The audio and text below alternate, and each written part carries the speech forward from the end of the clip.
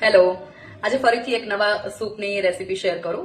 આજે બનાવું છું મકાઈનું સૂપ. ખૂબ ઓછા ઇન્ગ્રેડિયન્ટ સાથે ઘરે આરામથી બની જાય એવું. ક્યારેક હળવો ખોરાક ખાવો હોય, ક્યારેક આમ ગળું ખરાબ હોય અને આમ સૂપ પીવાની ઈચ્છા હોય તો, અથવા તો જો ડાયટિંગ કરતા હોય તો ખૂબ હળવા ખોરાક માટે સારું રહેશે. ચાલો જોઈએ સૂપની રેસીપી.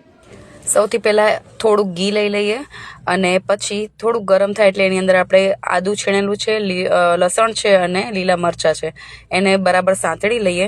સંતળાઈ જાય પછી આપણે મકાઈને પીસી લીધી છે, થોડીક આમ મોટી રહે એ રીતે, અને એને એડ કરીએ. એને પણ આમાં ઘીમાં સરસ મજાની સાંતળી લઈએ અને બરાબર સંતળાઈ જાય છે પછી એની અંદર આપણે પાણી એડ કરવાનું છે. પાણી એડ થઈ જાય એટલે આપણે એને બરાબર હલાવીને મીડિયમ ફ્લેમ પર ઉકળવા મૂકી દઈએ. ઉકાળીશું એમ થોડુંક ગાઢું થતું જશે એટલે થોડુંક વધારે ગાઢું થઈ જાય પછી આપણે ફરીથી થોડું પાણી એડ કરી અને એને બરાબર ઉકાળીએ.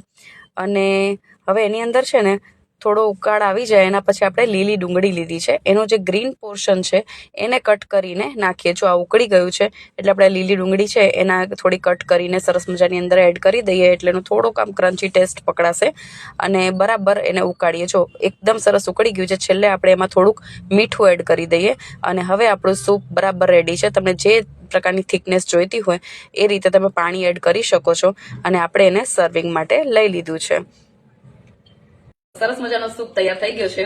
આદુ છીણેલું છે, લસણ છે અને લીલી ડુંગળીના જે પાન છે એના લીધે અને થોડીક આપણે જાડી એવી મકાઈ રાખી છે એટલે ખૂબ સરસ ટેક્સચર પકડાય છે. એની અંદર કોઈ પણ જાતના આપણે અલગથી એના થિકનેસ માટે કશું એડ નથી કર્યું, તેમ છતાં સરસ બને છે. અડધી જ મકાઈની અંદર 4 લોકો આરામથી પી શકે એટલું સૂપ બને છે. તો જરૂરથી ટ્રાય કરજો ઘરે, ખૂબ સરસ બને છે. Thank you. ખૂબ સરસ બને છે. આવજો, બાય.